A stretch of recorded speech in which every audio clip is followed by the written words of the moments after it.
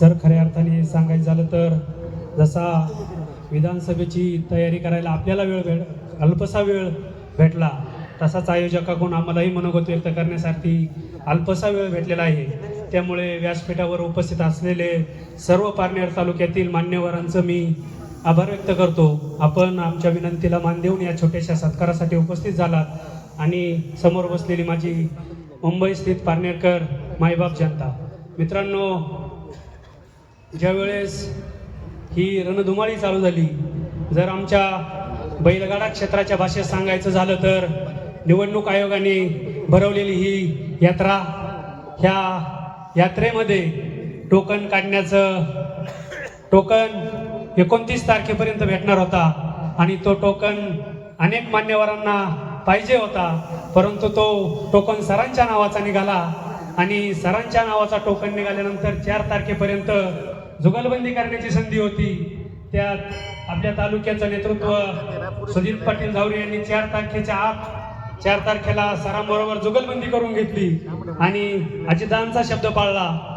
त्यानंतर रणधुमाळी वाढत गेली, घाट भरत गेला, तयारी चालू होती. 20 तारीख बारीची होती आणि 17 तारखेला पारनेरचा एक आमचा खतरा माणूस म्हणजे विजूभाऊ आवटी हा आपल्या सरांच्या साथीला आपल्या जुगलबंदीत सामील झाला आणि ज्या वेळेस आमचा विजूभाऊ हा या बारीत सामील झाला त्यावेळेस ही बारी पडण्याची कोणतीही चिंता नव्हती. त्यानंतर आपले विरोधक जे स्वतःच बारी सोडून दुसऱ्यांच्या बाऱ्या चुकण्यात व्यस्त होते, ते मात्र ज्या दिवशी विजूभाऊ या सरांबरोबर आले त्या दिवशी सगळ्या जुपण्या सोडून ज्यांनी 8 वेळा हिंद केसरी पटकावला त्यांच्या जुपण्या करीत होते, त्या जुपण्या सोडून ते आपला पारनेर तालुका सांभाळायला 2 दिवसासाठी का नाही होईना पण पारनेरमध्ये ठाण मांडून बसले.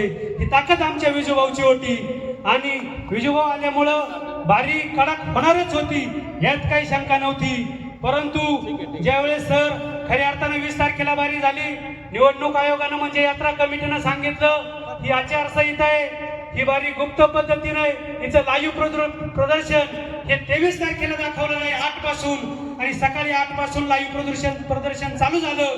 प्रदर्शन चालू झाल्यावर घाटाचा तळ चांगला होता, तळाला टाकळी डोकेश्वर असेल, ढवळपुरी गट असेल, कानूर पठार गट असेल आणि 40 गावातील काही नगर तालुक्याची गावं होती. तळ चांगला निघाला, परंतु संतोष शेठ चौगुले यांच्या बाहुबली सारखा टापाला मात्र आपला रेट थोडासा कमी झाला. आपला जो मतदानाचा आकडा होता तो कमी होताना दिसला, परंतु आम्हा सर्व कार्यकर्त्यांना खात्री होती कारण निशाणावर राहुल पाटील शिंदे यांचं रांजणगाव मशीद होतं आणि त्या निशाण फडकलं. निशाण फडकल्यानंतर निवडणूक आयोगाने घोषणा केली. आजपर्यंत आता या घाटाचा सगळ्यात आतून आलेली बारी म्हणजे घाटाचा राजा आणि विधानसभेचा मानकरी काशीनाथ माधू दाते सर पारनेर तालुका पारनेर. हा आवाज दुमदुमला आणि हा आवाज दुमदुमत असताना सर्व माझे जे आपण बसलेले समोरचे सर्व कार्यकर्ते पारनेरकर माझ्याबरोबर घोषणा देशील. ज्याप्रमाणे निवडणूक आयोगाने घोषणा केली त्याचप्रमाणे सर्व कार्यकर्त्यांनी घोषणा केली. काशीनाथ दाते आपण विकासाचे नाते, विकासाचे नाते आणि ही घोषणा खऱ्या अर्थानं सर आपल्याला 5 वर्ष या पारनेर तालुक्यात ज्वलंत ठेवायची. जे नातं आपण विकासाचं माझ्या पारनेरकराशी जोडलंय ते नातं अखंड आपल्याला ठेवायचंय. याचप्रमाणे सर या ठिकाणी आम्ही मुंबईकरांनी या निवडणुकीची खरी मदार या ठिकाणी सांभाळली. आमचे अर्जुन शेठ आयर असतील त्यांच्या मदतीनं खऱ्या अर्थाने ज्यांची यंत्रणा 12 नंतर चालू होती त्या यंत्रणेचे 12 वाजून खऱ्या अर्थानं आपल्याला विजय मिळवून दिला. त्या विजयामध्ये या मुंबईकरांचा खऱ्या अर्थानं आम्ही कामोठे असेल, कलंबोली असेल, करंजाडी असेल, नेरुळ असेल, ठाणा असेल, कलोबा असेल, घाटकोपर असेल, या सर्व भागातून जवळपास 2300 ते 2400 मतदार या आपल्या मतदानासाठी मुंबईवरून खास करून पाठवले आणि तोच आकडा आपल्या विजयाचा शिल्पकार ठरला. खऱ्या अर्थानं जर आपल्या विजयाचा खरा किंगमेकर कोण असेल तो हा माझा समोर बसलेला पारनेरकर आहे, मुंबई स्थित पारनेरकर आहे. आणि खऱ्या अर्थानं सर आता आपली खऱ्या अर्थानं जबाबदारी वाढली आहे. या पारनेर तालुक्याच्या मुंबईकरांनी कधीही कोणत्याही आमदाराकडं अनेक नेते या ठिकाणी आले, पारनेरकरांची मतं घेतली, मुंबईकरांना हलपाटे मारायला लावले, परंतु आम्ही कधीही आमच्यासाठी म्हणून कधीही काही मागितलं नाही. आम्ही सदैव आमच्या तालुक्यासाठी, आमच्या गावखेड्यासाठी, आमचं गावखेडं सुधारलं पाहिजे याच्यासाठी मागणी करत आलो.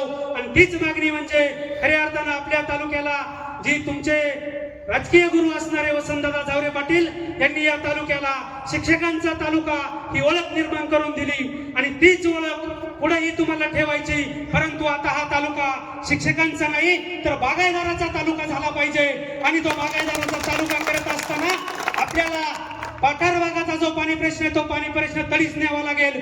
तो जर पाणी प्रश्न तडीच नेण्यासाठी कोणत्या धरणातून लिफ्टद्वारे पाणी आणता येत असेल तर अतिउत्तम, नसेल आणता येत तर प्रत्येक गावात त्या गावाच्या क्षेत्रफळानुसार या ठिकाणी त्या गावाच्या क्षेत्रफळानुसार धरण झालं पाहिजे आणि प्रत्येक गावात असं मिनी मांडोल धरण झालं पाहिजे आणि प्रत्येक गावातला प्रत्येक माणूस हा बागायतदार झाला पाहिजे.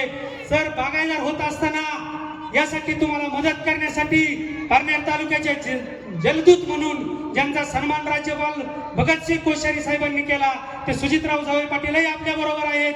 त्यांनी 4 तारखेपासून तर 20 तारखेपर्यंत आपली खऱ्या अर्थानं चांगल्या प्रकारे जबाबदारी स्वीकारली आणि त्यांची तुम्ही पुढील काळात जबाबदारी स्वीकाराल अशी अपेक्षा माझ्यासारख्या कार्यकर्त्याला आहे. त्याचप्रमाणे जर या तालुक्याला हा शेतकरी बागायतदार झाला तर खऱ्या अर्थानं तुम्ही आमदार झाल्याचा आम्हाला अभिमान वाटेल.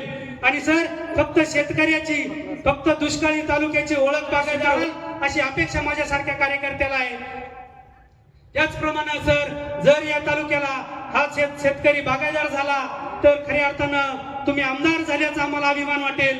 आणि सर, फक्त शेतकऱ्याची, फक्त दुष्काळी तालुक्याची ओळख बागायतदार होऊन चालणार नाही तर माझा तरुण हा बेरोजगार आहे. राज्यकर्त्यांच्या काही राजकीय दृष्टिकोनातून आपली कामधेनू असणारी सुपा MIDC खऱ्या अर्थानं काही राज्यकर्त्यांनी तिथली परिस्थिती बदलावली. आपले नातेवाईक कॉन्ट्रॅक्टर, भैये लोक तिथं रोजगार आणि आपला तरुण हा टुकार टपुरी होत चाललाय.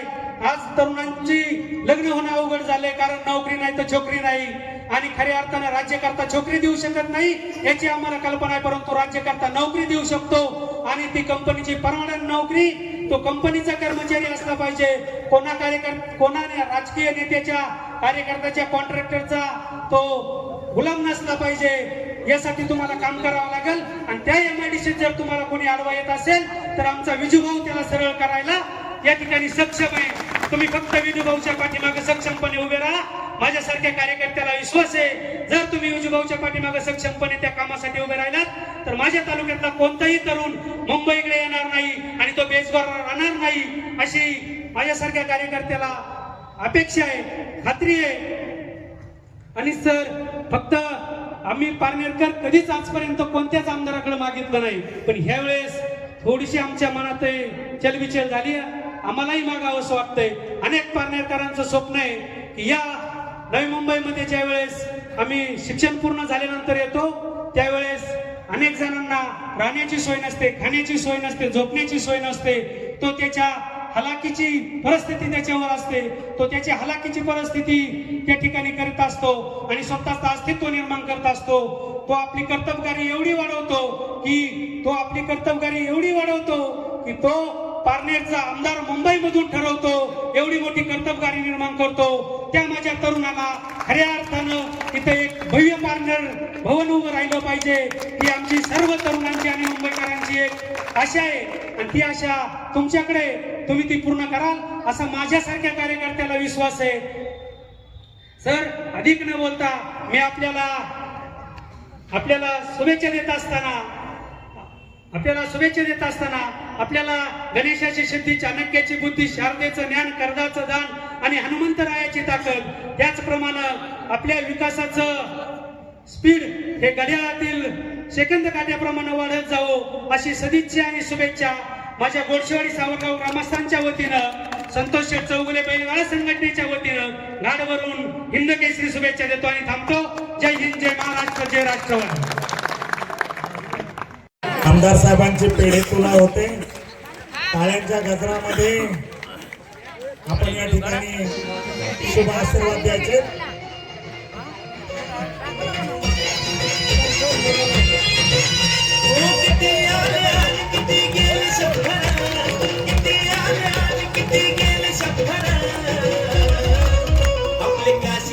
दात साहेब एक नंबर